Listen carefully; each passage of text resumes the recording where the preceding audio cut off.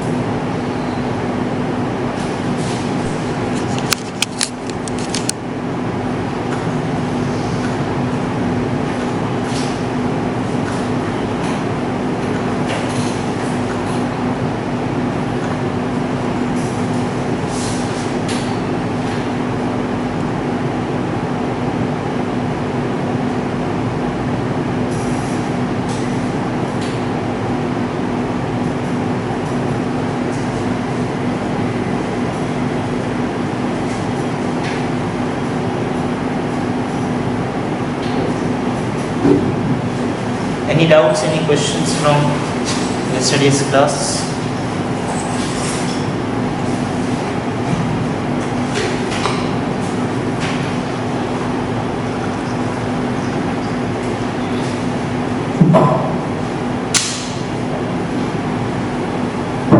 Yesterday we completed ethics in private sector,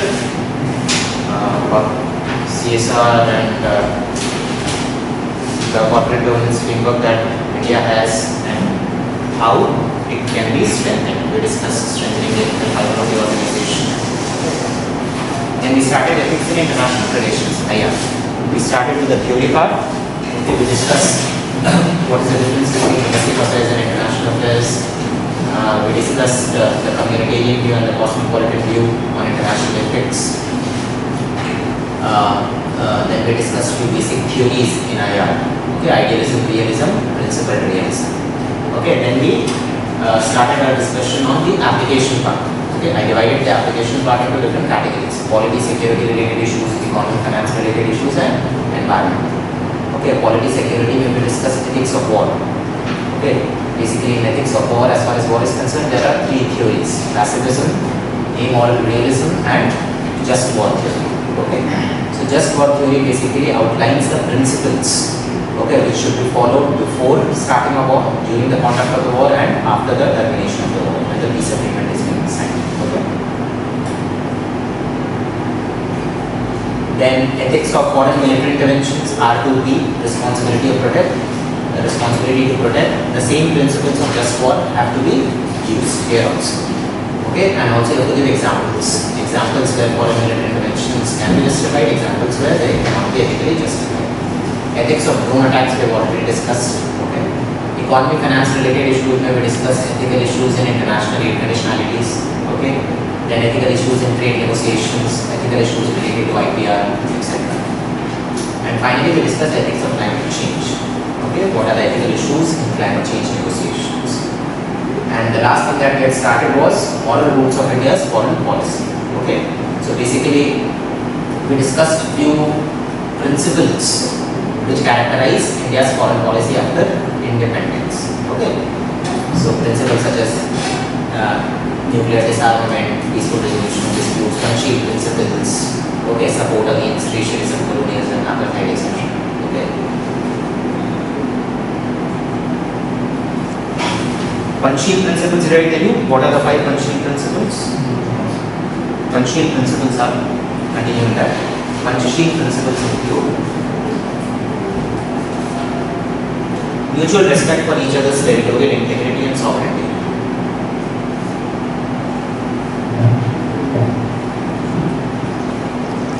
Mutual respect for each other's territorial integrity and sovereignty. Mutual non-aggression.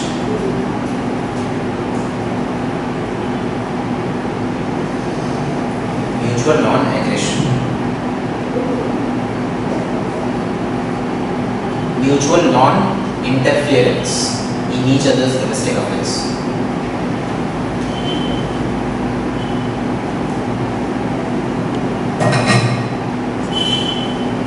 Mutual non-interference in each other's domestic affairs.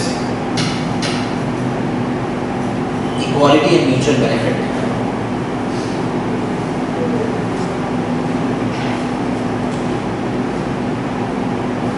Equality and mutual benefit.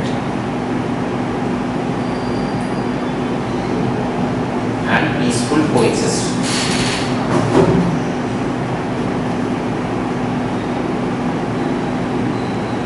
Peaceful coexistence. So these are the 5 principles of our Panchsheel policy.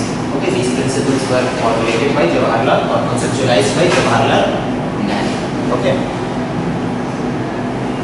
Now, initially, our foreign policy had a strong idealistic orientation. Okay, it was characterized by idealism. Okay. What are the examples? If a question comes that our foreign policy suffers from idealism, comment. What kind of examples can be given to show that? Again, idealism in a negative way. Okay. It's not practical, it's idealistic, or it has been idealistic. If a question comes from that, what kind of examples can be given to show that our foreign policy has been idealistic, or it has had a strong idealistic orientation?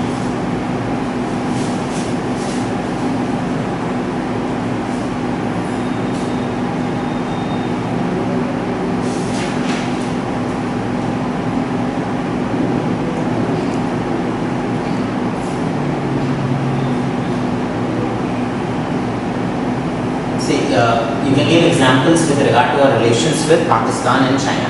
Okay, how we have handled our relations with Pakistan and China. Okay. For example, after the 1971 Bangladesh Liberation War, India had around 90,000 Pakistani POWs. Okay, India had captured 90,000 Pakistani prisoners of war. However, instead of leveraging it as a sort of instrument to pressurize Pakistan, okay, to act in a certain way, we acted in an idealistic manner and returned all the POWs. Okay. Similarly, after the 1965 war with Pakistan, India had captured large territories of Pakistan. Indian armed forces had entered into large territories of Pakistan. Okay. Again, it could have been used as a leverage, okay, to force Pakistan to act in a certain way, but we did not. After the war, we idealistically withdrew from the Pakistani land. Okay. Then internationalization of the Kashmir issue. Yeah, after the incursion of the Kashmir, you know about the history of Kashmir? Yeah, after independence, the Pashtuns, the tribals, okay, who were being supported by the Pakistani army, they entered India. Okay, and they captured a large part of Kashmir, which is the Pakistan occupied Kashmir now. Okay. So after that, again, Jawaharlal Nehru was a very idealistic person. He had a lot of faith in international institutions such as the UN. Okay, what did he do? He went to the United Nations. Okay. And at that time, Cold War had started. You have read about Cold War? Okay, the world was divided into two blocks, US-led bloc and Soviet Union-led bloc. And Pakistan had joined the US-led bloc. Okay. So, because of the US pressure, because of the pressure of US and its allies and other NATO allies, okay, UN did not give a verdict in favor of India. Okay, on the Kashmir issue. So again, it was because of the idealism of Nehru that he believed that the UN would be able to act in an objective manner. Okay, that led to internationalization of Kashmir issue. Okay, otherwise Kashmir issue should have been resolved bilaterally. It was a bilateral dispute between India and Pakistan. UN should not have had any role in it. But again, because of the idealism of our Prime Minister, he went to the UN, and which led to the internationalization of the Kashmir issue. Similarly, sir, when the National Security Council was formed, the seat was given to offered to us instead of taking the referred China. Yeah. So these are all incidents with regard to our relations with Pakistan. Similarly, with regard to our relations with China. Yes. One incident is this, that after independence, on the basis of population, okay, India was also one of the top contenders for UNSC permanent member. But India said that let China be the permanent member. Okay, and now what China is doing? It is blocking our candidature in the United Nations Security Council. Similarly, the Hindi Genie Bhai Bhai policy of the 1950s. In the 1950s, again, Jawaharlal Nehru tried to build strong relations with China. Okay, and again, given his idealism, he did not spend much on our defense forces in the 1950s because he thought that given our developmental needs, okay, spending on health, education, infrastructure, etc. is more important than spending on strengthening our defense. Okay, and plus he had, again, given his idealism, he believed that China would not, like China is not our enemy and China would never threaten us. Okay, and ultimately what happened? So they want for China militaries. They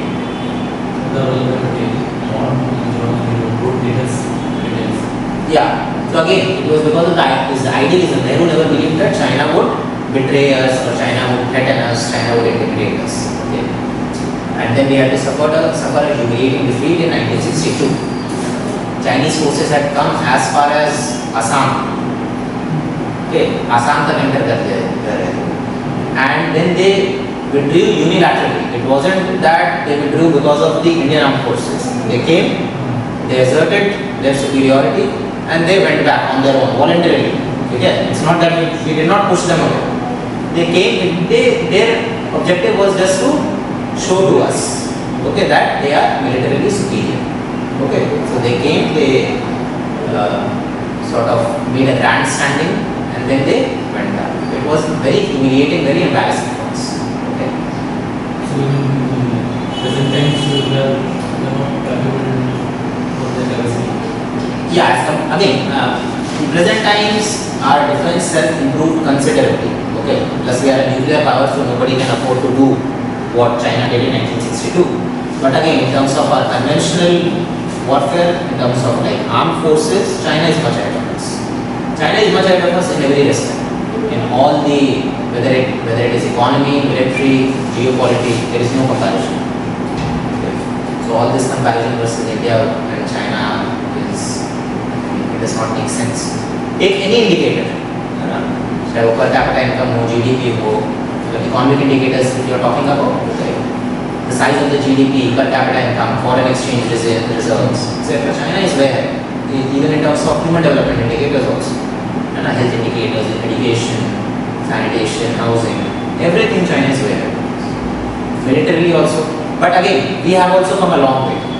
Okay, China is way ahead of us, but again, militarily, we are the third largest standing army.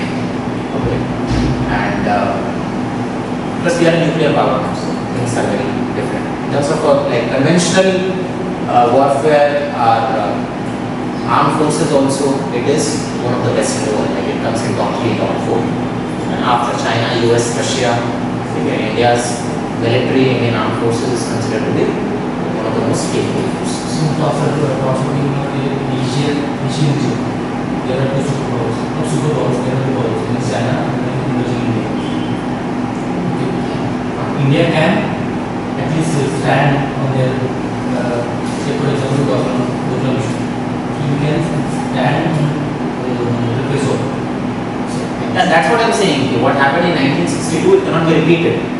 Because we are a nuclear power. Once you get nuclear weapons, no country can afford to intimidate you, threaten you. I mean, there would be issues. Okay, for example, the Doklam standoff was there, but it wasn't a war or it wasn't a battle. It was just more of a symbolic sort of thing that both the countries were engaging in. Okay. No shows. It was a show of power basically, strength, right? Despite nuclear powers, there are issues of use of behind us. That's why There are issues. not issue. This is already the strategic purpose against China. So that was use behind us. US is behind us. Even if US is not behind us, then also we have the capability to deal with China on our own. US is behind us, yes, our relations with US has improved in recent times. Okay. We did not have good relations with US in the 1990s. Okay. Because during Cold War, although we did not, like, we followed a policy of non-alignment, theoretically, but in practice we were more closer, like we were closer towards the Soviet Union bloc. Okay. Although explicitly we never told that we are part of the Soviet Union bloc. Okay. So traditionally we were closer to the Soviet Union, but again after the NDA government came, after the Vajpayee government came, they started making efforts to build closer relations with US. So in the last 10-15 years, our relationship with US has improved considerably. Okay. But even keeping that aside also, now we have the strength and the power. Economically also, okay, we are the third largest country in the world in terms of PPP. Sixth, actually. We are classes. Okay, whatever, fifth, sixth, whatever it is. Yeah. So in terms of economic indicators, in terms of our military power, so I mean, although we are below China, but in absolute terms we are doing quite well. So the situation is not what it existed in the 60s and 70s. Okay. The PPP is different from observation. PPP is different from observation. EPP is different from Observation. yeah. EPP is purchasing power parity. What is the purchasing power parity means? What is the purchasing power of your GDP? See, because the same good would be priced differently in US and say in India. So say if somebody is earning rupees 100 in India, what basket of goods can be earned or can be purchased from 100 rupees in India, and what basket of goods can be purchased in US? In India it would be much more because the quality of life is here is cheaper. Goods and services are cheaper. Okay, so in PPP terms our GDP increases. It's a third largest after US and China. Okay, so these are all examples of even when it comes to China, we have also failed to use the Tibet issue to our advantage. To sort of pressurize China to resolve the border disputes. Okay, so Tibet issue को हमने नहीं कर पाया है, ठीक से handle, ठीक से leverage नहीं कर पाए हैं. We haven't been able to leverage the Tibet issue. Okay. So yeah, all these are basically examples to show that our foreign policy suffered from an idealistic tone, from an idealistic orientation. Okay. However, again in recent times, slowly we are moving towards principled realism. Earlier it had an idealistic orientation, but now we are slowly moving towards principled realism. Okay, what kind of examples can you give to show that?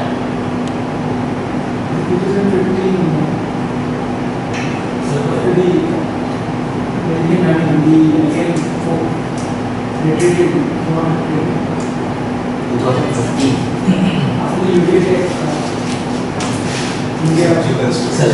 Surgical strikes. Yes, surgical strikes. For example, you can give. Relation with the Israel. Yeah, that is a very good example. So, what is our what is our policy called as far as Israel and Palestine is concerned? What is the name of that policy? So earlier, like traditionally, we have supported the Palestinian cause. Till 1991, we did not have even diplomatic relations with Israel. Okay, but in the last decade or so, we have grown closer to Israel. In fact, last year only our president and prime ministers, for the first time they went to Israel. Okay, Israeli prime minister also came to India. So earlier our relationship was limited to defense. Now it is expanding in other areas as well: agriculture, technology, science and technology, etc. Water conservation. So we have become more realistic as far as Israel and Palestine is concerned. and this policy is known as policy of de-hyphenation.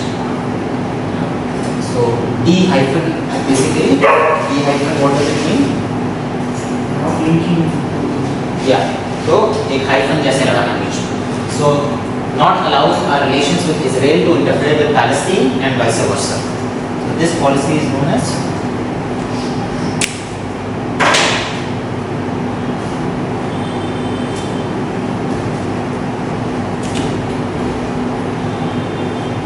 policy of de-hyphenation.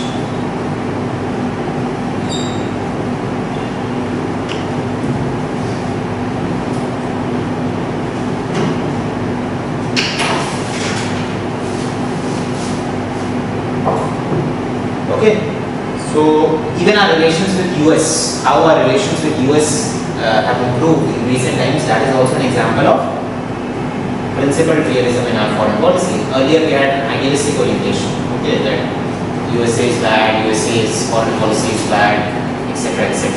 Now we have realized that we need USA. We need USA for various things. For our economic development also, at a geopolitical level also, we need USA support, okay, on various international forums.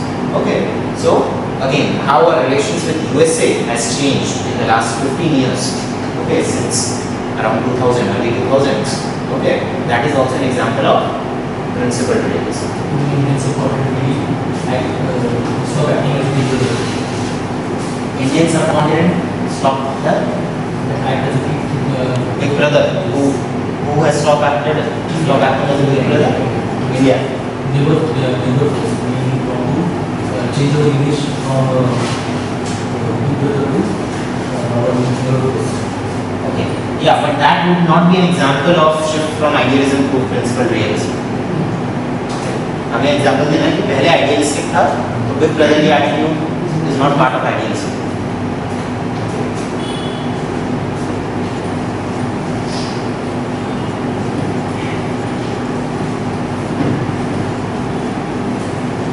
Okay, so we are done with ethics in AI. Any questions here, any doubts?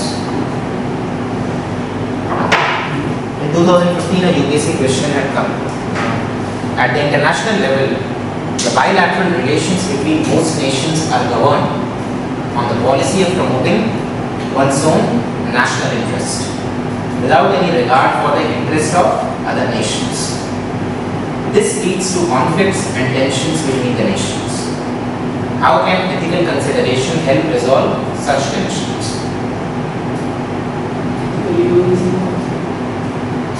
Ethical egoism. Idealism, realism, principled realism. Okay. So क्या है first part of the question is at the international level the bilateral relations between most nations are governed on the policy of promoting one's own national interest without any regard for the interest of other nations.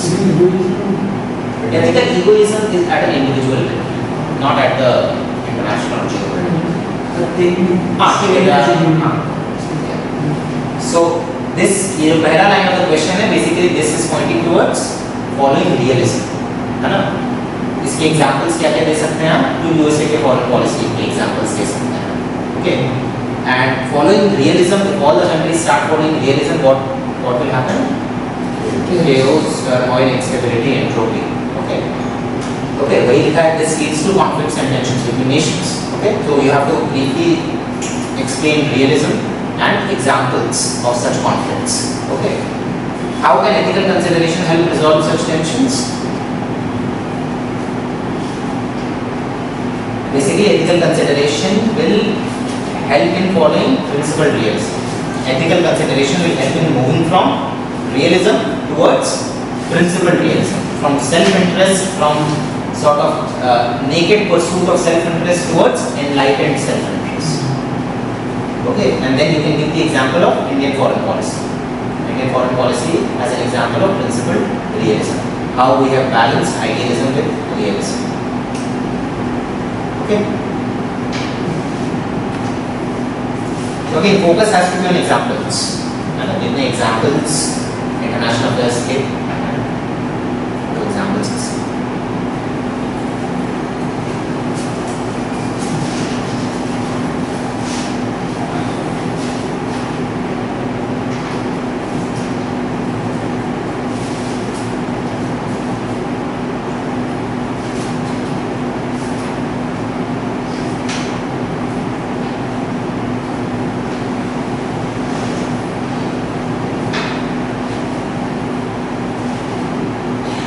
Okay, so let us start with the next topic here. Ethics in public and private relationships. There is a topic in your syllabus. Ethics in public and private relationships.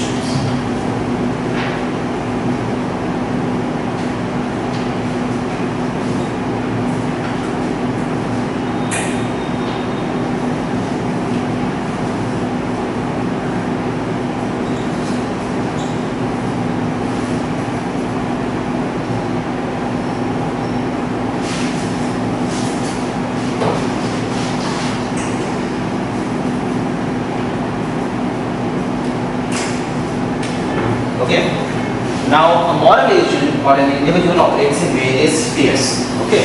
So we all operate either in our personal life or in our professional life. In professional life, we can either be part of private sector or public sector. Okay. So any moral agent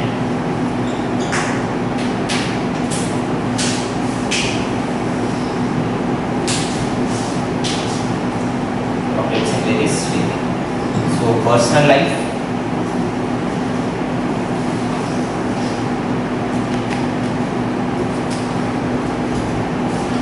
Or professional.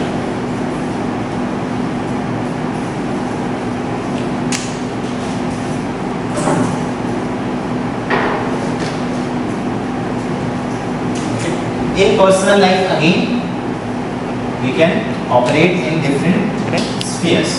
So within personal life, either we deal with family and friends,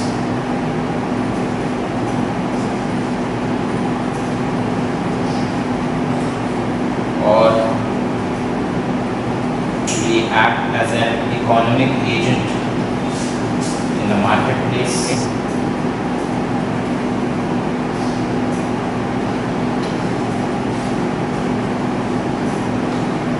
or we can be part of special interest groups.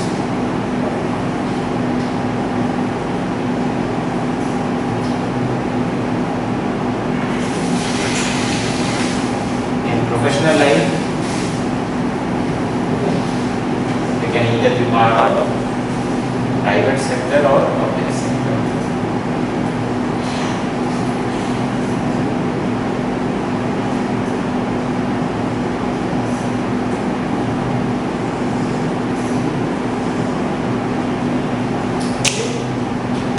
So basically,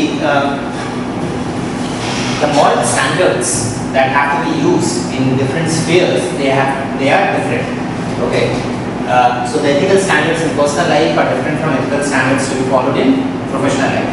The ethical standards in private sector are different from those which are to be followed in the public sector. Okay. So first of all, let us discuss ethics in personal life or in private relationships. Okay.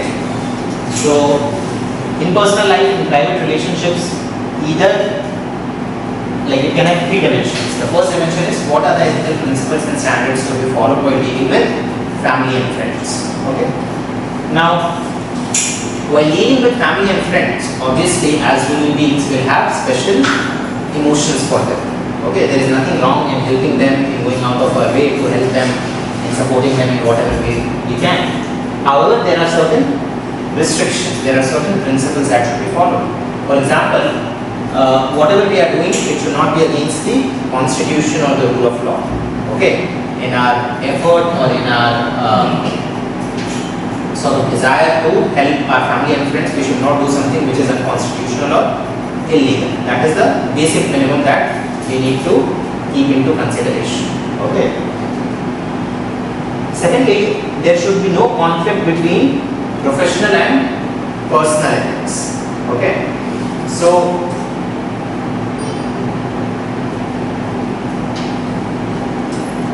for example, say I am a doctor.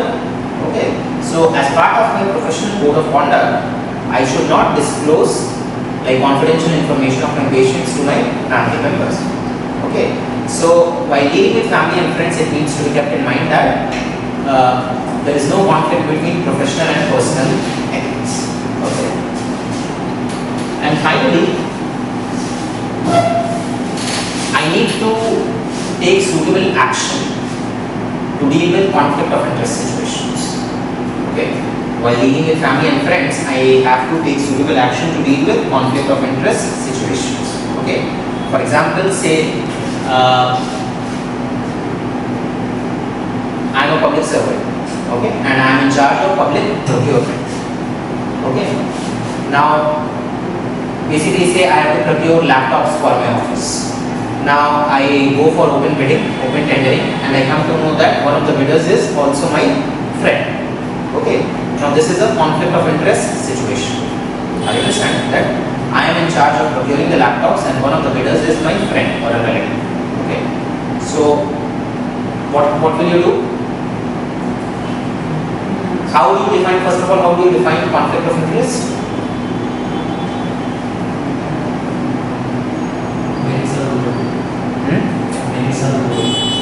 Merits are lower. Reduced. Merits are reduced. When the interest, when the true interest opposite. You know, we have to help our friend So also. maybe we should help his friend as well as we should conduct that transparently. Actually, in that particular example, we should allow the tender merit wise. Okay, yeah, that's fine. I am asking what is conflict of interest? Correct, define conflict of interest. What do you mean by conflict of interest? Basically, it refers to a situation, if you are say part of the public sector, it refers to a situation involving conflict between personal or pecuniary interest on the one hand and public interest on the other. There is a conflict. There is a conflict between pecuniary means monetary. Okay. Personal or pecuniary interest on the one hand and public interest on the other. Okay. This is how you define a conflict of interest situation. Now, if you are facing a conflict of interest situation, how will you resolve it? For example, this example. Yes, what were you saying? Tender has to be awarded on a merit basis. Whatever relatives are there, that's why we use that particular merit in order to relatives.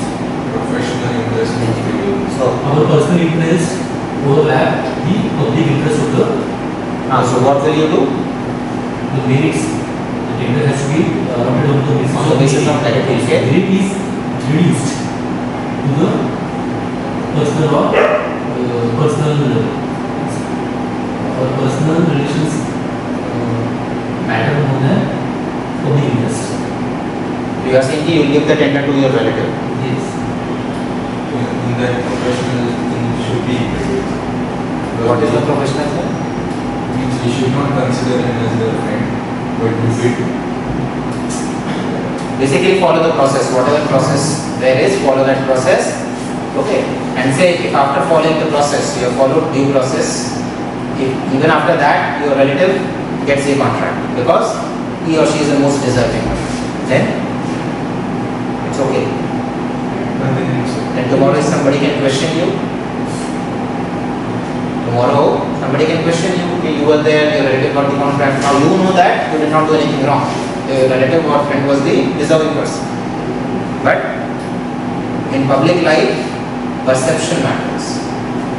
When you are in public life, Rama Sita example. When some washer guy asked why did you put your wife with you even after he or she was with it becomes like same thing. How is it same thing? Why did you give that to your friend? When somebody asked, the same thing is there.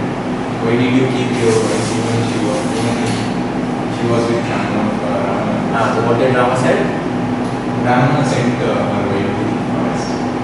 Acha, Rama sent her wife. Okay. But he didn't consider that she has also some freedom as a woman. Okay. So in this situation, what should be done? You are saying the tender should be given on the basis of merit. Okay. And you said that tender should be given to your friend. No. Merit should be reduced. What does it mean? Merit should be reduced when he is my relative. Okay. That's why I followed a way which is not not a due process. Not really. That's why I have given my relative. I haven't given, I'm asking what will you do? I haven't given the contract to my relative. I'm saying if you are facing such a situation, what will you do? Like another person do the process and Yes. So in conflict of interest situations, you need to do two things. First is disclosure. Okay. So अगर conflict of interest अगर आप face कर रहे हैं, if you are in public life, you are a public servant, what should you do? The first thing that you need to do is disclosure of conflict of interest. You disclose that, okay, this is a conflict of interest situation for me. You write it on the file, you tell your superior, okay, listen, one of my relatives is also involved in the bit. Okay, so that everybody becomes aware of it. And the second thing that we need to do is recusal. What does recusal mean? Recusal means, as you said, you sidestep from the process and you let somebody else handle the process. Okay, you say that I have a conflict of interest situation, like I am facing a conflict of interest situation here. I might not be able to deal with the situation objectively. Okay, so let somebody else carry out the procurement process. See, ideally what should have happened? You should have allowed the due process to take place. Whoever gets the bid, gets the bid. Let the most deserving person get the bid. But the problem is that if tomorrow your relative or friend gets the bid, then tomorrow questions will be raised on you. Although you know that you haven't done anything wrong. Because when you are in public life, what you are seen to be doing is as important as what you actually do. Are you understanding? Public perception matters. So to ensure that no questions are raised on you in the future, don't get involved in the process. Let somebody else handle the process. Okay. That is the ideal thing to do. Okay. So conflict of interest situations के साथ deal करने के लिए you have to take two steps: disclosure and recusal. Okay.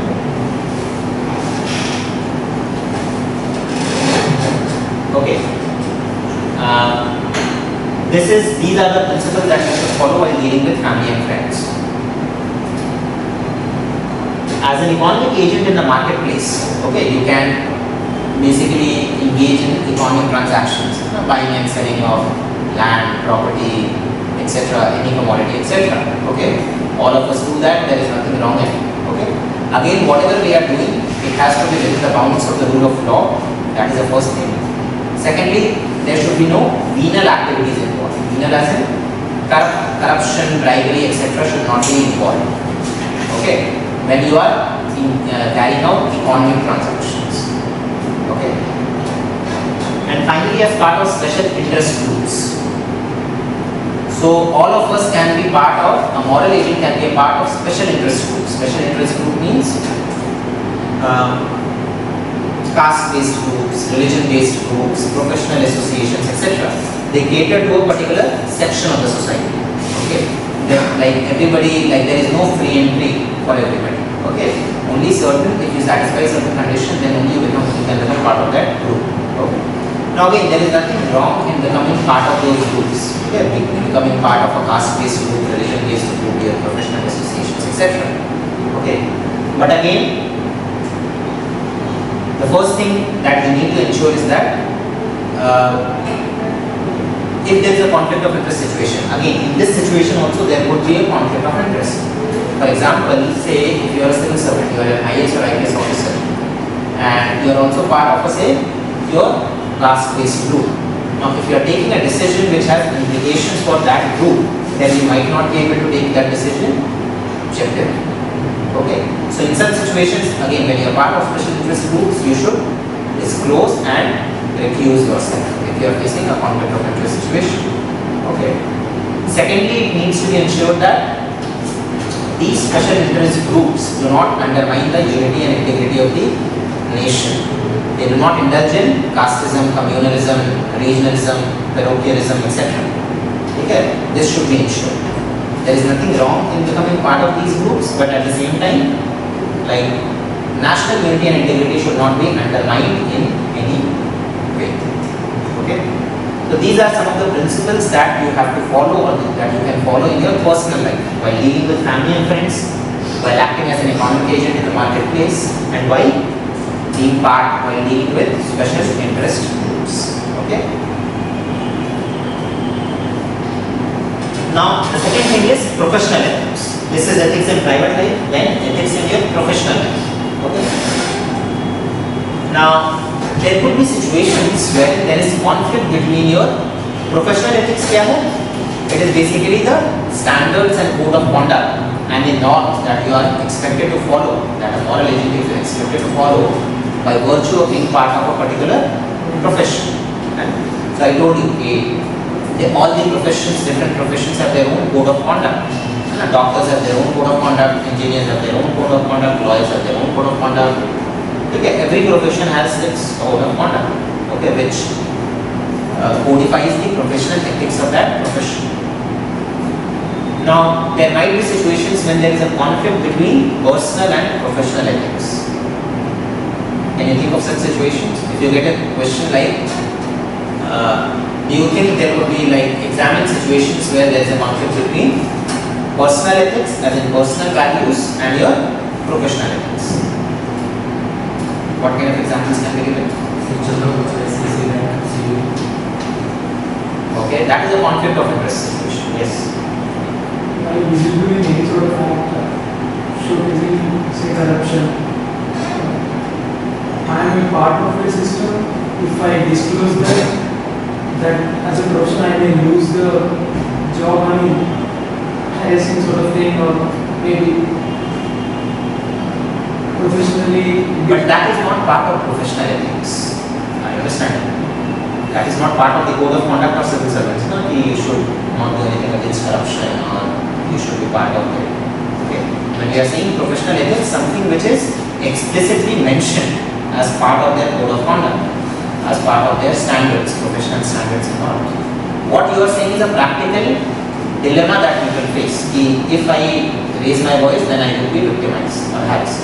That is not part of professional ethics. Ethnic cleansing. How is it a conflict between personal and professional ethics? We have responsibility to protect citizens, but those political responsibilities, ethical or official responsibilities, they are the citizens of that particular country. Even though for their biases, they have done that particular action, created particular action. But ethnic cleansing cannot be ethically justified. Like, it's not part of anybody's professional ethics. Ethnic cleansing, what is ethnic cleansing? Yeah, so killing people of a particular ethnicity, of a particular community, etc. How is it part of professional ethics? There has been no definition between citizens. But as a state, we have the responsibility to protect every citizen. Okay, but we discriminate on the basis of ethnicity. Okay, between the citizens. Okay, so like for corporate as a state, we cannot discriminate. But we have practically discriminated. So there is a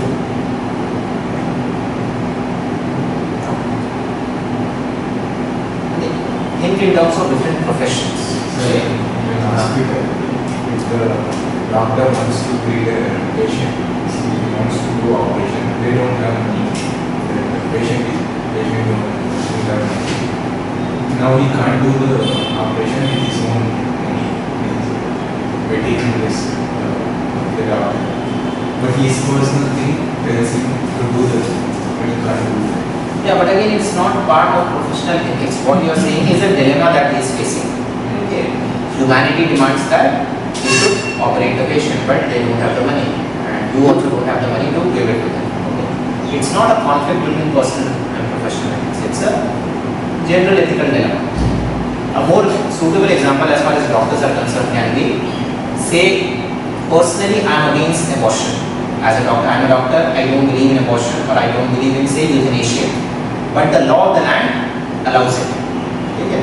So if somebody comes to us, like to me, for abortion, although personally I don't believe it, but as a doctor it is my responsibility to perform it because it is legal. Are you understanding? This is an example of conflict between personal and professional ethics. Personally you are against something, or you don't believe in something, or you believe in something, but professionally you have been instructed to do something else. I understand. Morals versus ethics. Opposite. Opposite. Yeah. So at an individual level, morals and professional ethics. Okay. Similarly, say I'm an IPS officer. Okay. Now I might not believe in certain laws. I might believe that some laws are unfair. Okay. For example, we discussed that sedition law. Okay. Or the fact that nowadays recently all these activists are being arrested, treating them as urban naxals. Okay. Now under Unlawful Activities Prevention Act, Sedition Act, etc. Now I might believe that these laws are unfair. Okay. But as a police officer, I have to implement these laws. It's part of my professional code of conduct. You understand? Similarly, judges. Judges might believe that death penalty is good or bad, whatever. But again, they have to act as per the law of the land. So if in India death penalty is allowed, death penalty can be given in rarest of rare cases. Even as an individual judge, if I do not believe in death penalty, I'll have to give death penalty in rarest of rare cases. Okay. Lawyers. So what does the professional code of conduct for lawyers say? That they have to defend all the accused, irrespective of their personal belief regarding their culpability. So I am a lawyer. I know that you have killed somebody else. Okay. But still, it is part of my professional code of conduct to defend you in the court of law. Whether you are guilty or innocent, that courts will decide. That is not for me to decide. Okay. So that's why, again, it's part of my professional code of conduct not to sort of deny my services to anybody. Because everybody has the right to self-defense, right to an attorney, right to a lawyer. It's a legal right. So everybody has, it's a part of principle of natural justice. Okay. Whether I am guilty or innocent, that courts will decide. That is not for the lawyers to decide. So, you have heard of Ram Jethmalani? He is a very famous lawyer. He used to be a very famous lawyer. So he has defended a number of people, very controversial people. The assassins of Indira Gandhi, Rajiv Gandhi. Okay. He also defended that guy, Manu Sharma, who killed Jessica Lal. Jessica Lal, you know? Jessica Lal was a model who was killed by Manu Sharma in a bar. Okay. And many people had seen it. There were many eyewitnesses. Okay. So his culpability was beyond doubt. He had done it. Still, Ram Jethmalani defended him. Okay. Now he said that because everybody has the right to a lawyer. Okay. Why exactly he defended him? That is, that we don't know. But that was his argument. That as lawyers, we don't need to act like a judge. Okay. So basically, these are all situations where there is conflict between personal and professional ethics. Okay. So if any question comes on the relationship between personal and professional ethics, okay, so you will highlight these differences, you will highlight these situations involving conflict between personal and professional ethics. At the same time, you will also have to say that like personal ethics and professional ethics, like there cannot be an artificial compartmentalization between the two for too long. Are you understanding? Because personal and professional ethics are two sides of the same coin. Okay, if I personally don't believe in something, I might not be able to do it professionally for a long period of time. Okay, so what will happen if there is conflict between personal and professional ethics? Resignation. Yeah, so you have two options basically. First, try to reconcile the two, and the preference has to be given to your professional ethics. Okay, because you are part of that profession. You should not allow your personal beliefs, your personal value system or your personal views to interfere with your professional conduct. So the first thing is you have to try to reconcile. You have to sort of create a line between your personal views and your professional obligations. If you are not able to do that, what will happen? It will lead to cognitive dissonance. Alright, what is cognitive dissonance? Remember, cognitive dissonance.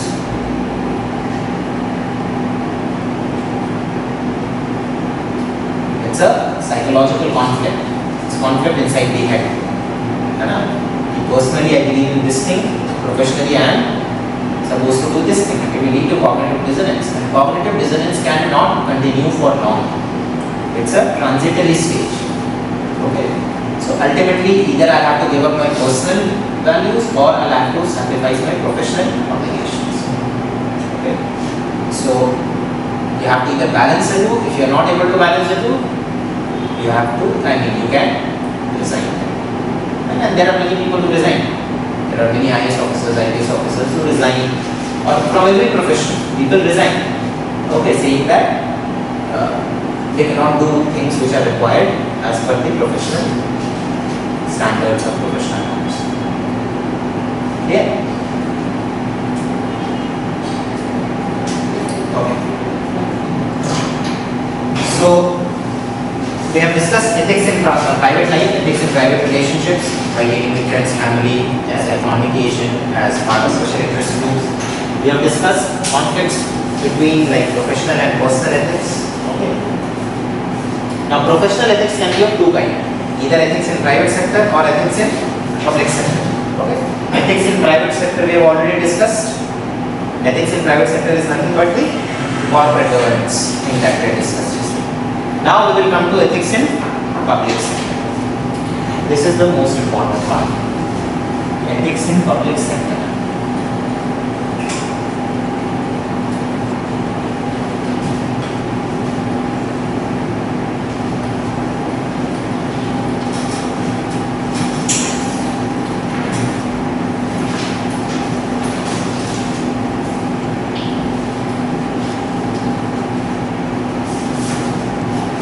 Now, the first thing to understand here is what is the difference between public sector and private sector? Why do we need a separate ethical framework for public sector?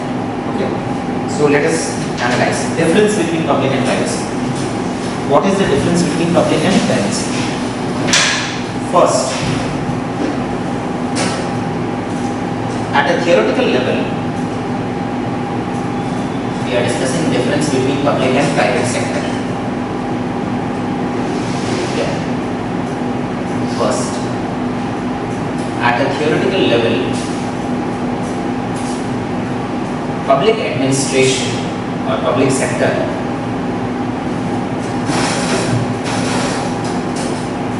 has the backing of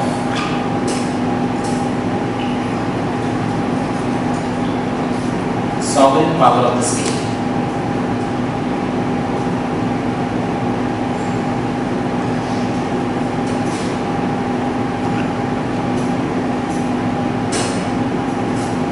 Given the special nature of the state,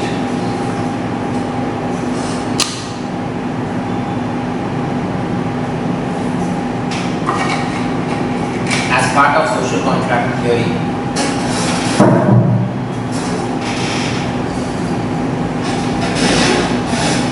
given the special nature of the state as part of social contract theory, public administrators enjoy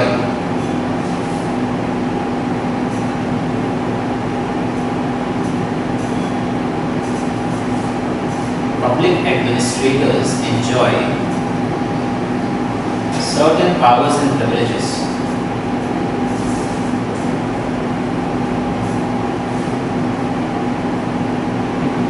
not available to enjoy certain powers and privileges not available to a private citizen or the private sector.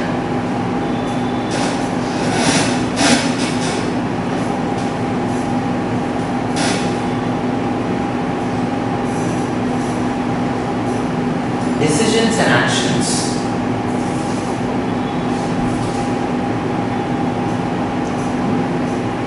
which might be considered unethical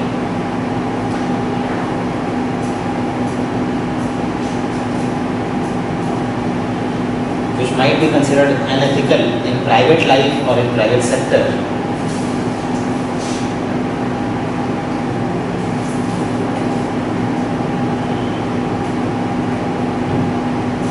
might be acceptable in public sector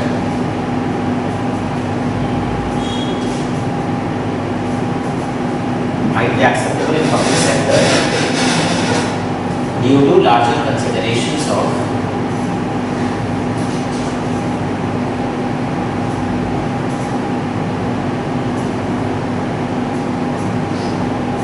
larger considerations of public interest, national security, etc.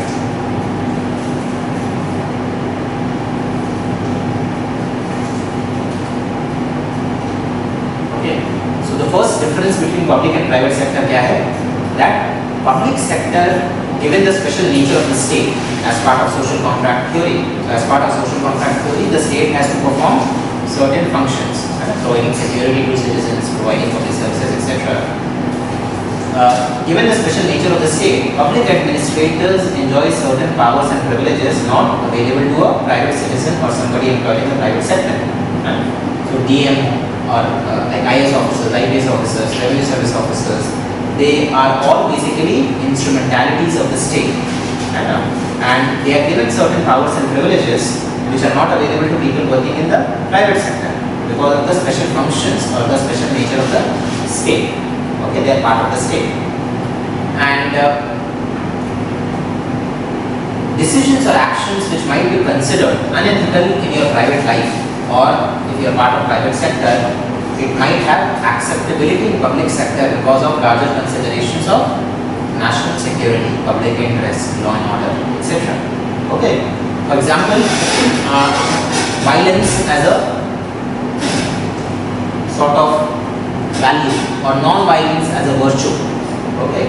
Now, in our personal life, when you are part of private sector, okay, non-violence as a virtue is something which you are expected to follow under all circumstances. But again, when you become part of the state and you become part of the public sector, okay, sometimes use of violence can be justified because there are larger considerations of national security, law and order, etc. Okay. Similarly, truthfulness. Truthfulness is something which is a virtue to be followed in your personal life. But again, when you are part of public sector, you cannot always be truthful. For example, state surveillance. We have like our surveillance program, the government monitors our communication, etc. Okay, in larger considerations of national interest, public order, etc. So basically the ethical standards which are to be followed in your personal life, or if you are say part of private sector, okay, the standards change when you become part of public sector. When you are part of public sector, your primary decision making criteria is public interest, national security, law and order. Okay, so and in the process of upholding public interest, in the process of maintaining law and order or upholding national security, etc., some of those values which you would have followed if you are part of the private sector, some of those values can be compromised. Is it clear? Okay, this is at a theoretical level. Second,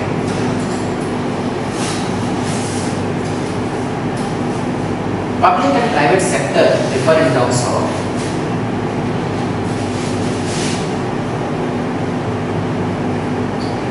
public and private sector differ in terms of their ethos, objectives, and modus operandi.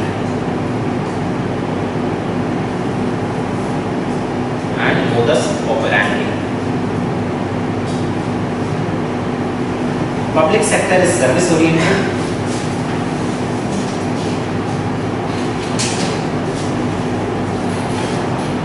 Public sector is service oriented and aims at maximizing public welfare.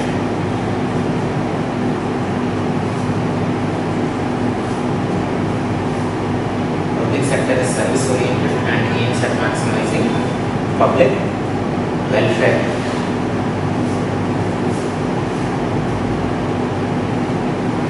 Public in public administration, public within inverted commas.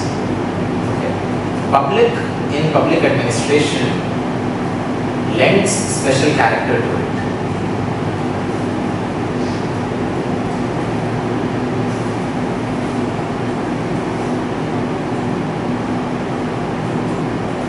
Okay. On the other hand, private sector mostly focuses on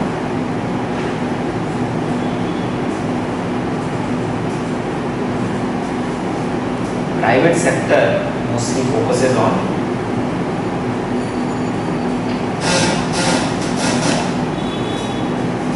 considerations of profitability, economy and efficiency. Considerations of profitability, economy and efficiency. Okay, so in terms of their values, in terms of their ethos, in terms of their objectives, okay, public sector and private sector differ. Okay, a public sector organization basically exists to serve the people. Their main objective is to maximize public interest, public welfare. Okay, their main considerations are equity and redistributive justice. On the other hand, private sector mostly focuses on profitability, economy, efficiency, etc. Okay. Next, differences in terms of scope and impact of work.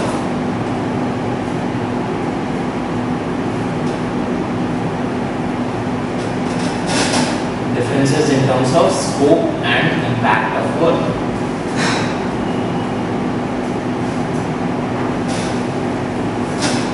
Private sector neither has the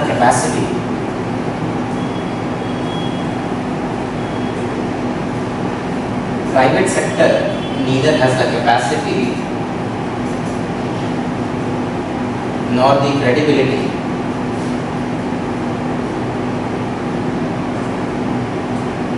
to perform functions of the state or public sector. To perform functions of the public sector.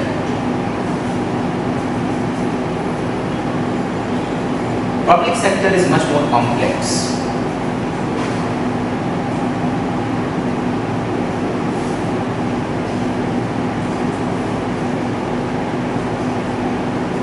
With many pulls and pressures.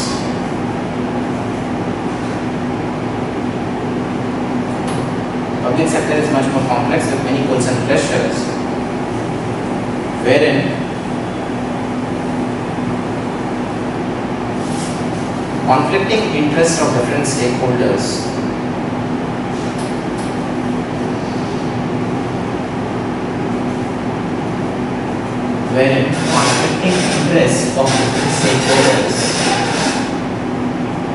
needs to be reconciled.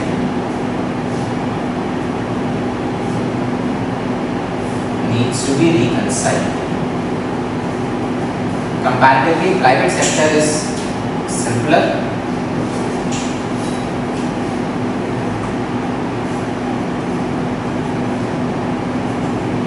Private sector is simpler and single-minded.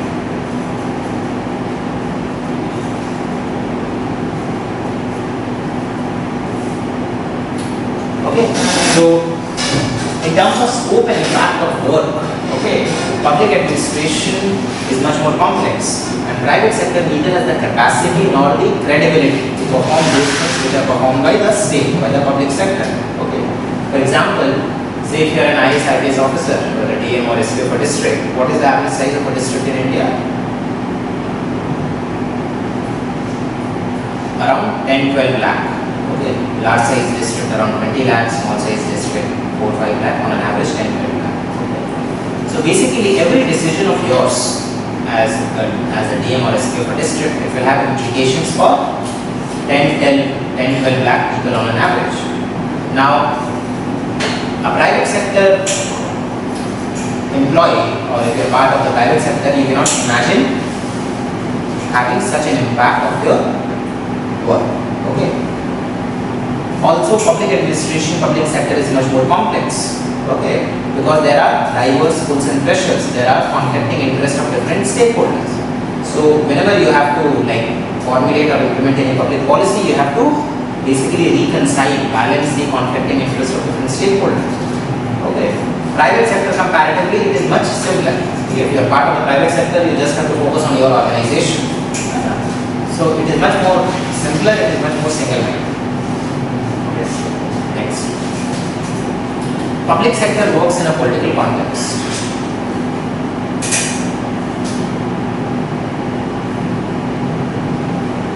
Public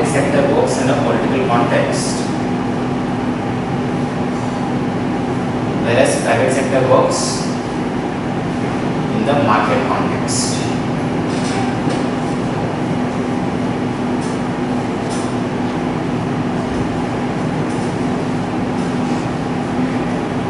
Political context, market context. Okay. So the entire public sector in a democracy, every decision is a political decision. Okay. So, for example, the prices of goods and services in many PSUs, they are politically determined. It is known as administered price regime, administered price system. Maybe the prices of urea are controlled by the government, the prices of kerosene are controlled by the government. Okay. So, public sector has to work in a political context, whereas private sector has to work in a market context. Okay.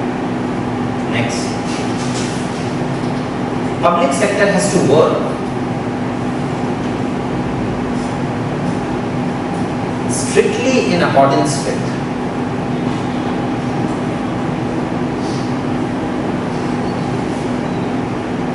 laws, rules and regulations. Strictly in accordance with laws, rules and regulations, which imparts a degree of rigidity,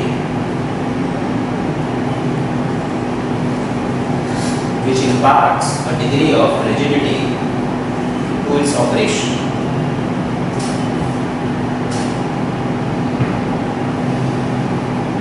Every element of their being.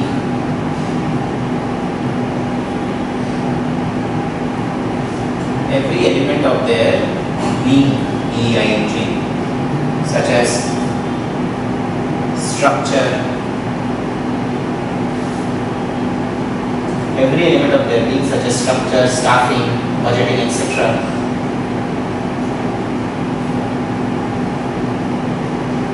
has basis in some rule.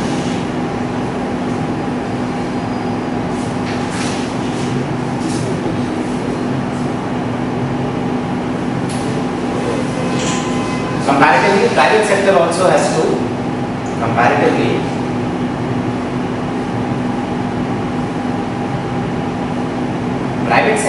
has to follow the rule of law.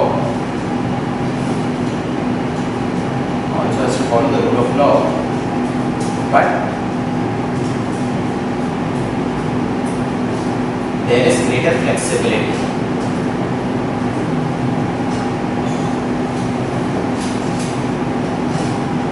Okay, so it means that as compared to private sector, public sector is much more rigid in its functioning. Everything that you do in the public sector, it has basis in some rule. Okay, for everything, the staffing, budgeting, structure of the organization, leaves, disciplinary proceedings, everything has basis in some rule. Okay. On the other hand, private sector also has to follow rules. I mean, there is a regulatory framework, there is a rule of law, but in terms of its internal functioning, they have a lot more autonomy, a lot more flexibility. And lastly,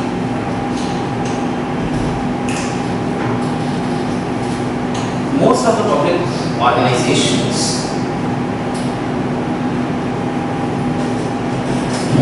organizations are interconnected and interdependent on each other.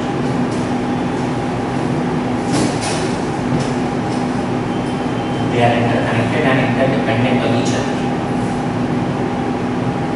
Unlike the private sector.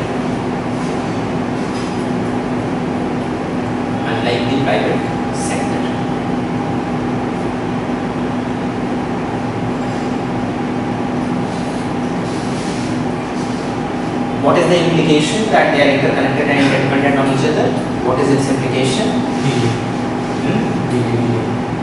Delay plus the success of any policy depends on coordination and communication between different ministries and departments. So I given you that example of say any infrastructure ministry, okay, or any form of infrastructure development does not depend on just that ministry, but there are other ministries and departments also involved. Environment Ministry, Finance Ministry, etc. Okay, which is not the case in private sector. Private sector, you are part of an organization. You just have to focus on your organization. You have to formulate your own policies, implement your own policies. You are not dependent on any other organization. Okay. So these are all differences between public and private sector.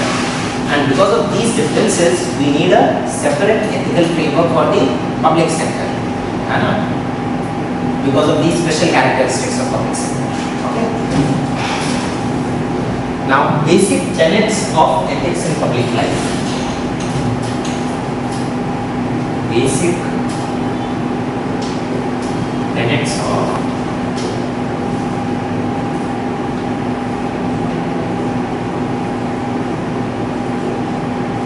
ethics in public life. So we have discussed the differences between public and private sector, and we concluded that because of these special characteristics of public sector, we need a separate ethical framework for public sector. Now, if you are a public servant, if you are part of the public sector, what are the basic tenets, what are the basic principles, what are the basic ethical norms that you should follow? Okay, first, ethics in public life is about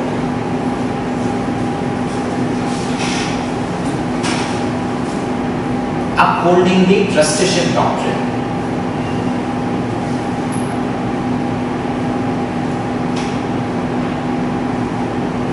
Public servants are trustees of the people.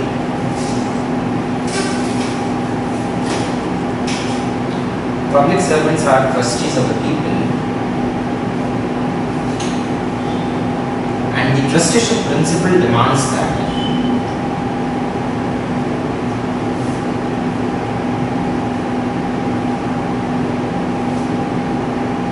they use their discretionary powers.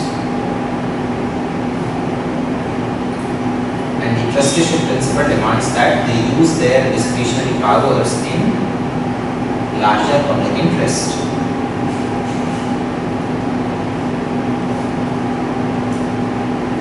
In larger public interest.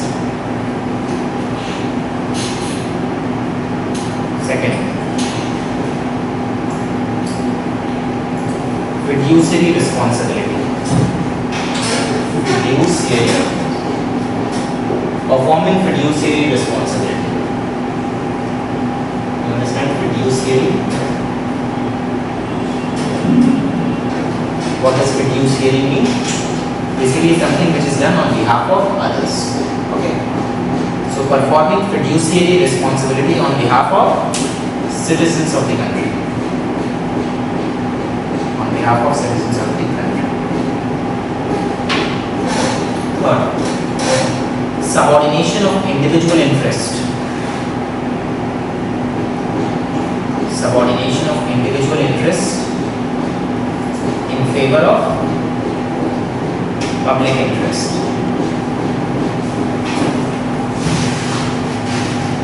In favor of public interest. Next, disclosure of conflict of interest. Disclosure of conflict of interest and recusal.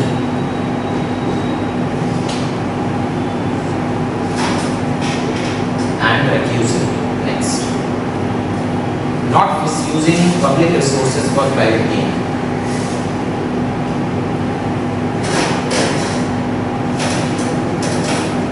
Not misusing public resources for private gain.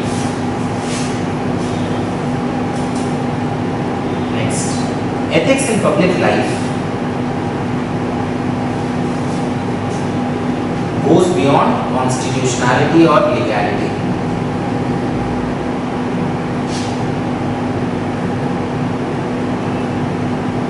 It is a question of morality and propriety.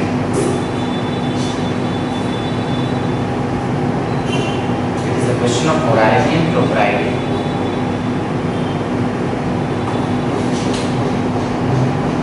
Conviction in a court of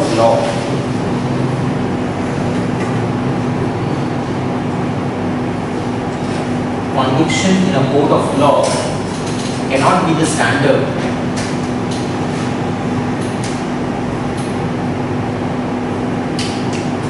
conviction in a court of law cannot be the standard to assess the morality of public servants.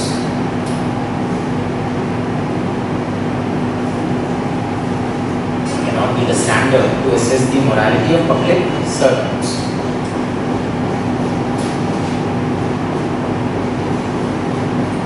For public servants,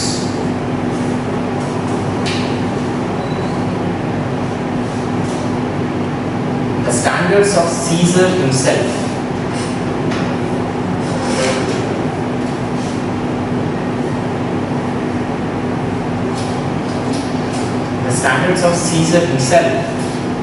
and not just of Caesar's wife should be applied.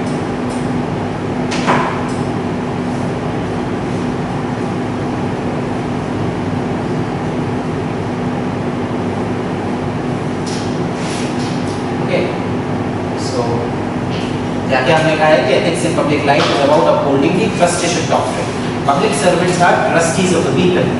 And the trusteeship doctrine requires that they should use their power and authority, their discretionary powers, to uphold public interest. Okay, they are supposed to perform fiduciary responsibility on part of the citizens, on behalf of the citizens. Okay, then there should be subordination of individual interest in favor of public interest. There should be disclosure of conflict of interest and recusal. Okay. Then public servants should not use or misuse public resources for private purpose, private gain. Then ethics in public life is like it goes beyond legality and constitutionality.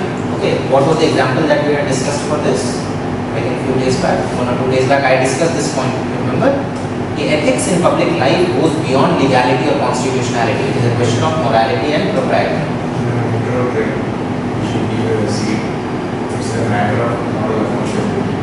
Yeah, but that is not ethics in public life.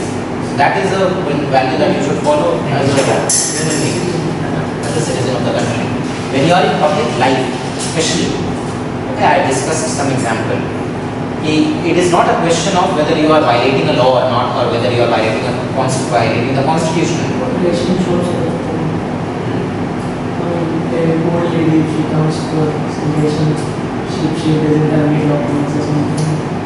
That is there, but I discussed another example. Okay.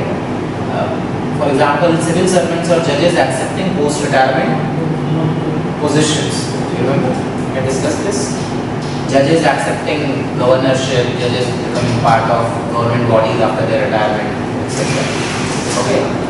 So now again, there is nothing illegal or unconstitutional about it. Nothing is written in our constitution that judges cannot accept post-retirement positions or jobs, or civil servants, even civil servants. Nothing is written in the constitution or in any law. So they are not violating the constitution or they are not violating any law. But ethics in public life goes beyond legality or constitutionality. It is a question of morality and propriety, whether it is proper to do it or not. Okay. So I think I have given you that example that a few years back, a Supreme Court judge after retirement accepted the governorship of Kerala. Now, once you start doing this, once you start accepting government positions, what will happen? Not slippery slope. It is questionable whatever. Yeah. So whatever then you would have done as a judge or whatever you were earlier, it could be questioned. Are you understanding? All your decisions which you would have taken when you were a judge or when you were a civil servant, then it could be questioned that you took a particular, you will not deal with the case in an objective way. Yeah, integrity, impartiality, fairness, everything can be questioned. Okay.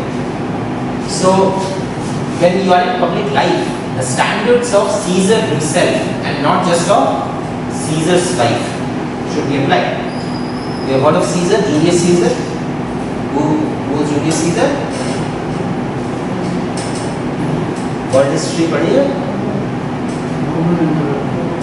Ancient Roman Emperor. And there is a saying that Caesar's wife should be above suspicion. Okay, saying है Caesar's wife should be above suspicion. Basically, what does it mean? That Caesar's wife is a very important, like she holds a very important position. Okay, and therefore her conduct should be beyond reproach. Her conduct should be unquestionable. Are you understanding? Because of the important position that she holds. Okay. So for public servant, the standards of Caesar himself and not just of Caesar's wife should be applied. Basically, the highest standards of probity should be applied when you become a public servant. Okay, then the ethical standards cannot be same as other normal citizens of the country. Okay. Next. Public servants live in glass houses.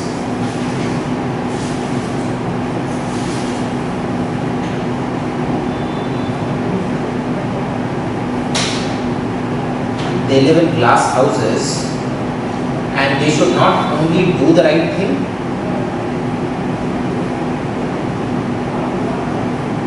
they should not only do the right thing but also seem to be doing the right thing. They should not only do the right thing but also seem to be doing the right thing. Public perception matters in public life.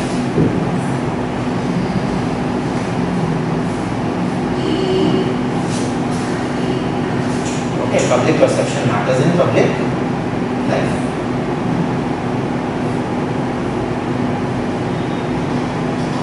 Okay, so when you are in public life, when you are a civil servant, when you are an IAS, IPS officer, you should not only do the right thing but also seem to be doing the right thing.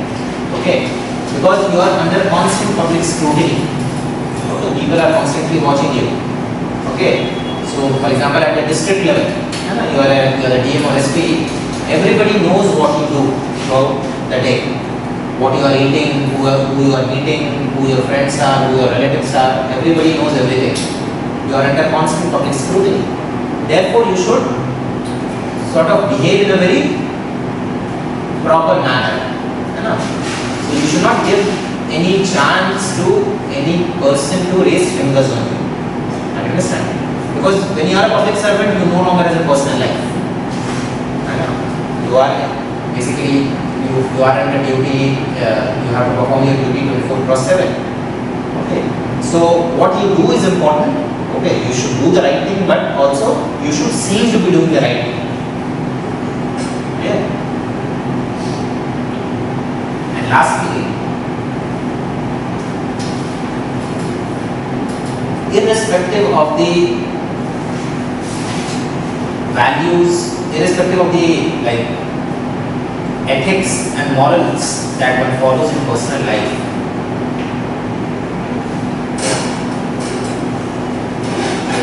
irrespective of the ethics or values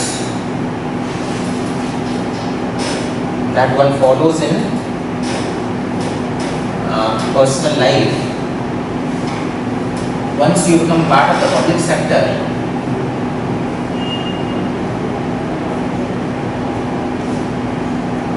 once you become part of the public sector, every action of yours,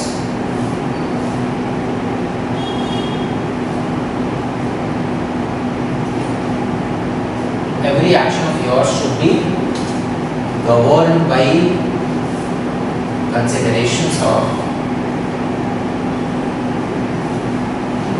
every action of yours should be governed by considerations of public interest, national security, public order, etc.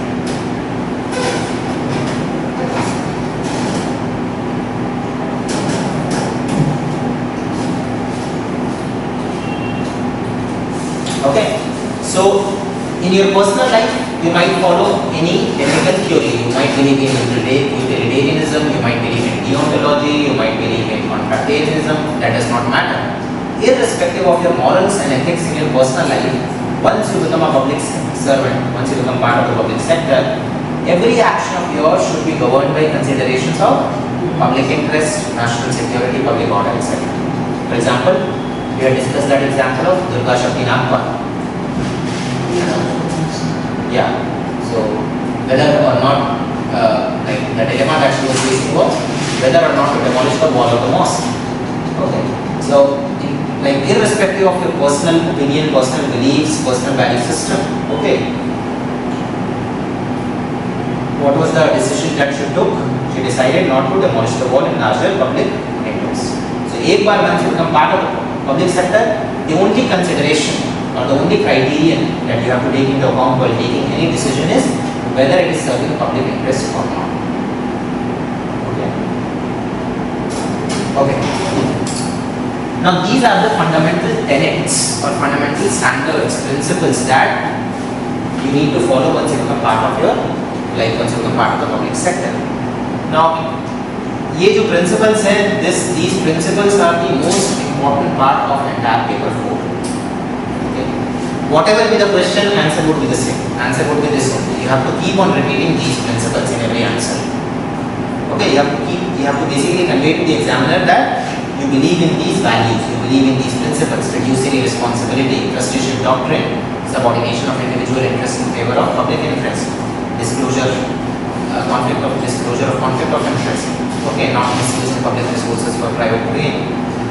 Okay, ethics in public life is about morality and propriety, not about constitutionality and legality. You should not only do the right thing, you should also seem to be doing the right thing. So, ये golden principles है, these are golden words, which you have to repeat in most of the answers. Okay. In fact, when I used to come out after giving ethics paper, I used to get the feeling that I have written the same answer in every question. Because in most of the questions related to public sector, public service values, you have to keep on repeating these things. So, try to internalize these principles and values. Whatever be the question related to public sector, they answer it. Are you understand? So, this is the most important part of your ethics paper 4. These 8-9 principles that you have written. Okay? Now, foundational values of public services.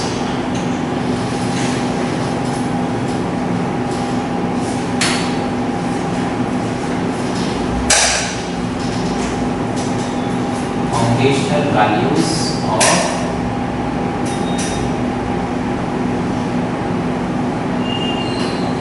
public services.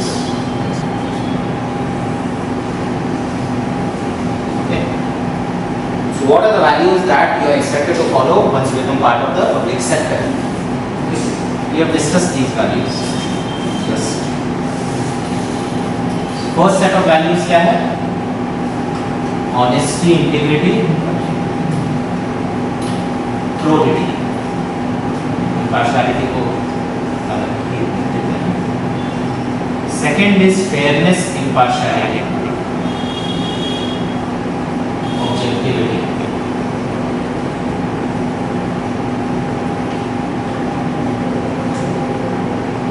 Consistency of treatment.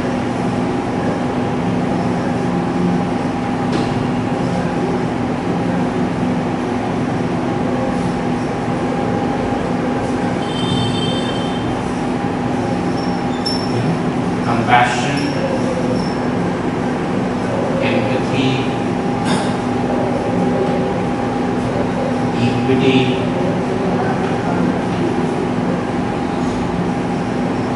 concern for the marginalized.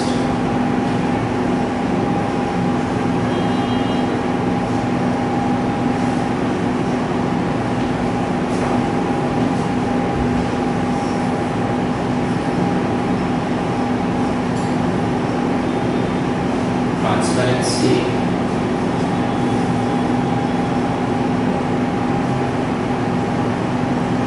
accountability, responsiveness.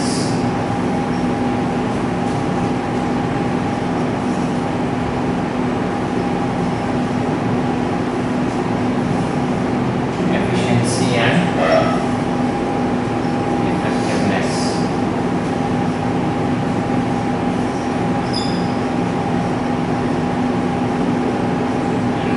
Leadership, image of conviction, spirit of sense.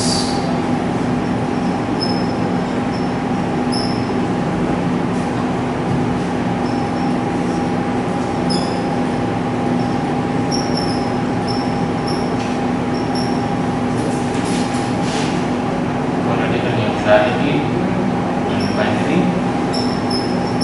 anonymity.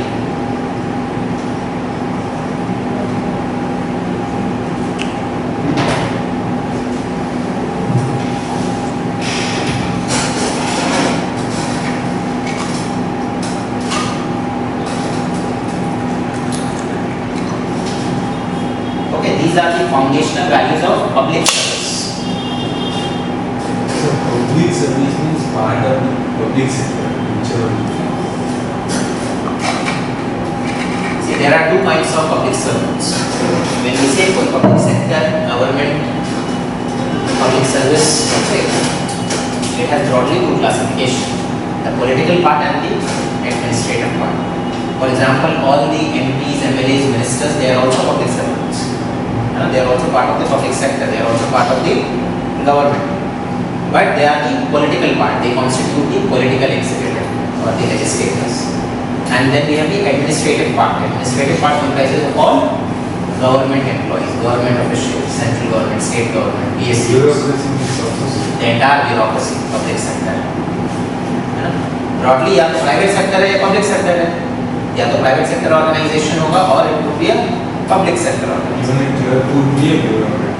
Not a bureaucrat, who would be part of public sector. Bureaucrat is generally group A officers के context में कहते हैं. But yes, in general, bureaucracy includes the entire government machinery. ठीक है? All the officials right from IAS, IPS officers to a clerk. They are part of, technically they are part of the office. So, if you are part of the public sector, either you can be part of the political wing or the administrative wing. You are expected to follow these values. Okay. First set of values क्या है? Honesty, integrity, probity. What is the difference between honesty and integrity? Honesty means it's not doing the right. Integrity is doing The right thing. Yes. Okay. So these are similar values. So I have clubbed similar values together. Honesty, integrity, probity, they are very similar. Then fairness, impartiality. Probity means integrity only. Probity in governance.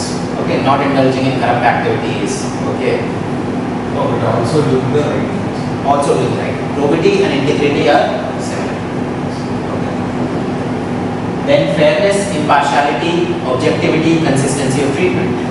So basically, as a public servant, you should treat everyone fairly. You should not discriminate on the basis of either class or caste or religion, etc. Now, fairness has another dimension also. Fairness, now how can you ensure fairness? By following rules and regulations. Okay, that there are rules which are same for everybody. Okay, so if you are a poor person, then also you have to follow the same rules. If you are a rich person also, then also same rules are there. Okay, so generally in bureaucracy, like in public sector, fairness or impartiality is ensured through adherence to rules and regulations.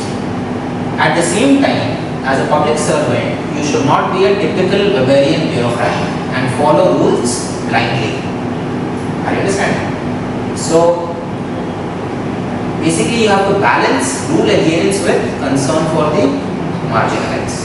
Fairness or impartiality does not mean blind adherence to rules. You have to follow the spirit of the rules. Yeah, sensitivity, concern towards the marginalized and underprivileged sections of the society. That is part of fairness. है ना? तो ऐसा नहीं करना है कि भाई I am fair, therefore I will follow rule in under all situations. Rules are a means to achieve something. They are not end in themselves. Okay? Then compassion, empathy, equity. Okay? Basically positive discrimination towards vulnerable sections of the society. Okay? Transparency, accountability, responsiveness. You should carry as a public servant. You should be transparent in your functioning. Okay? You should be accountable for your actions, and you should be responsive to the needs of the citizens. Okay, we'll discuss about these things later. Then efficiency and effectiveness. Okay, so efficiency and effectiveness basically stand for your professional competence. That is, as a public servant, you should be professionally competent. You should be efficient. You should be effective. You should be able to achieve the outcomes. Okay, that you are expected to achieve. Then leadership, courage of conviction, spirit of service. Okay, courage of conviction का क्या मतलब होता है? What is conviction? Do something. Whatever we have decided. Yeah. So conviction means your firm belief in something, some idea or some argument, anything. So having the courage to follow your conviction. Okay. And the last two are political neutrality and anonymity. Now these two values are only for civil servants, not for political executive. Public servants में दो आते हैं, या तो political public servants होगा या administrative public servants और civil servants होगा. Okay. These two are only for the administration, not for the politician, not for the MPs, MLAs, ministers. Okay. Now what is political neutrality? Being biased towards one political party or Non-partisanship. Non-partisanship, or basically that as a civil servant you should not be inclined towards a particular ideology or a political party, because you are part of the permanent executive. The politician, like the political executive is the temporary executive. They will come and go after every 5 years, after every elections. Civil services, bureaucracy, they are part of the permanent executive. Okay, so as a civil servant, you are expected to serve all governments of different ideologies equally well. You should not have any political orientation or political bias. Okay, you should be politically neutral. Okay. In fact, I think few days back only, there was a letter that was being circulated, which has been written by a serving IPS officer to chief ministers of one of the states. Yeah. So basically, he is saying that he is very impressed by the work of a particular political party and would like to serve after retirement. He is going to retire. Now, this is a violation of political neutrality. As a civil servant, you are not expected to show your preference for any party or ideology. basically participate in elections. Yeah, so all those things. Anyway, so yeah, it's a violation of political neutrality. Similarly, earlier this year, there were some news items that our NSA, National Security Advisor, he had participated in one of the BJP meetings. Okay, BJP का जो party meet था, उसमें he had participated. Again, it's a violation of political neutrality. As a civil servant, you are not expected to attend any party meeting. You are basically serving the government. You are serving the people. You are not serving any particular political party. You understand the difference between party and the government? Party is different, government is different. Okay. So again, you have to look, whatever we are reading, that's why you have to look for these examples from newspapers. These examples have to be quoted in your answers. Okay. If a question comes on political neutrality, you have to give these examples. In recent times, political neutrality किस तरीके से violate हुआ है, how it has been violated.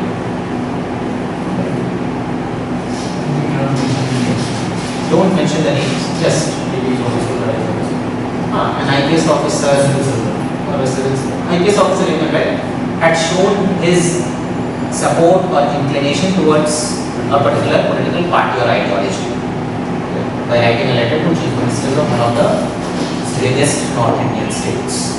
इस तरीके से ना, जबकि बिल्कुल just short of name, सब कुछ लिख दो, just don't take the name. It should be sort of diplomatic, implicit. Yeah.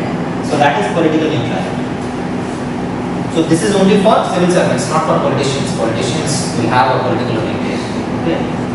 And anonymity. Anonymity is again a value that civil services is expected to follow. What does anonymity mean?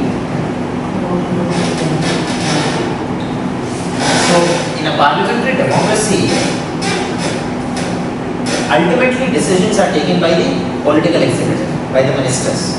Civil servants are accountable to the ministers. They are not directly accountable to the people. Civil servants are not elected representatives.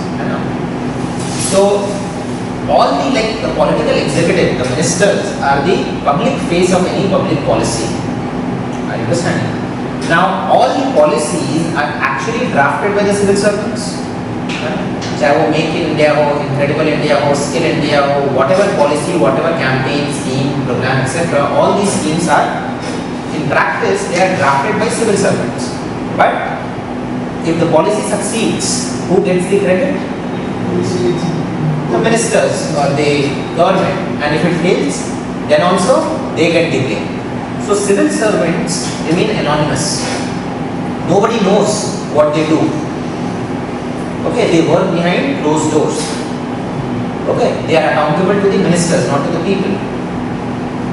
Okay, that's why civil servants are not expected to talk to the media about any issue or about any problem or about anything. They are not supposed to come out in the open and say that I drafted that policy, I should be given the credit. So this is anonymity. Civil servants are expected to remain anonymous. They are not the public face of any policy, of any scheme, of any program. Okay. For example, Make in India, Skill India, Incredible India, who has drafted, like who is the person, who is the civil servant behind all these policies? The word of Amitabh Kant.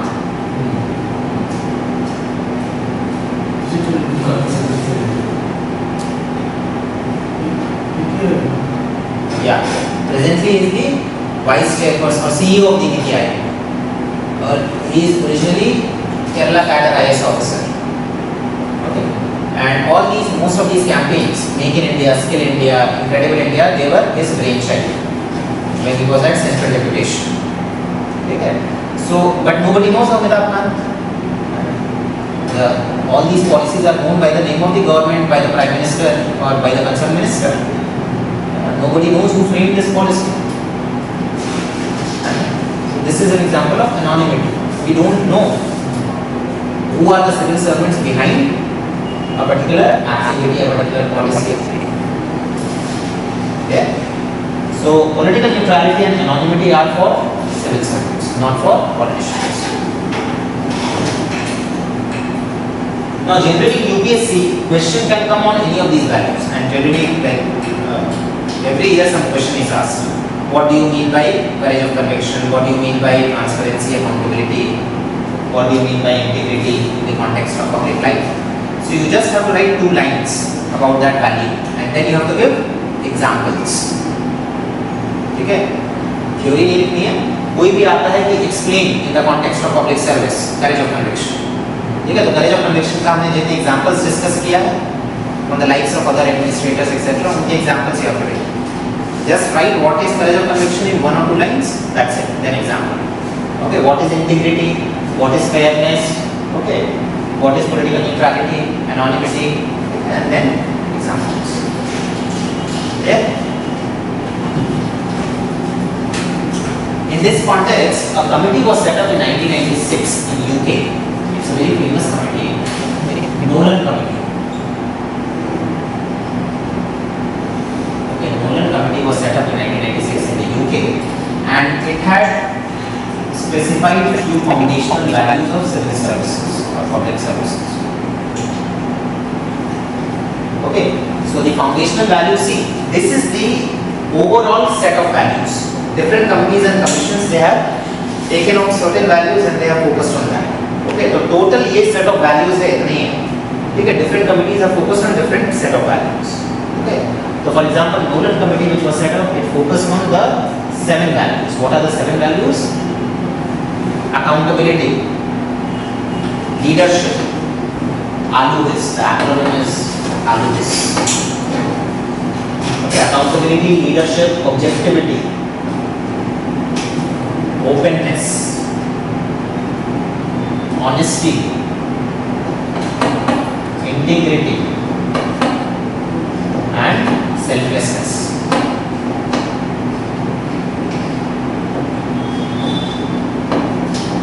Okay.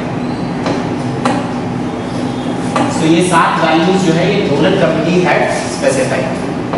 Accountability, leadership, objectivity. Objectivity means impartiality, fairness. Openness means transparency. Okay.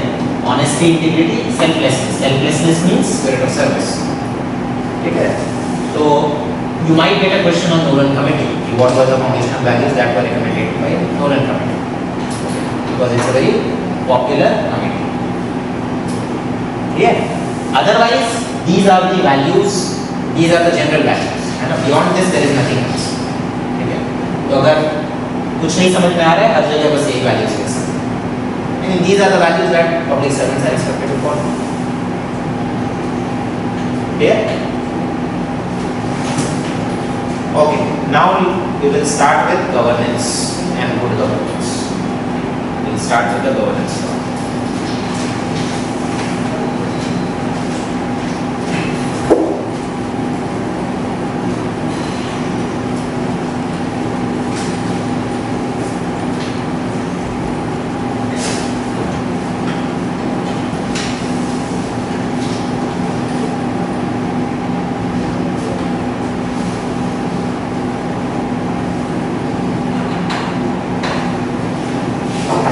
We'll take a break for 5 minutes. Okay? We'll meet at 5 minutes.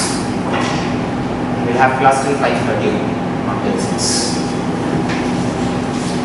So we'll meet in 5 minutes and we'll start with governance and good governance.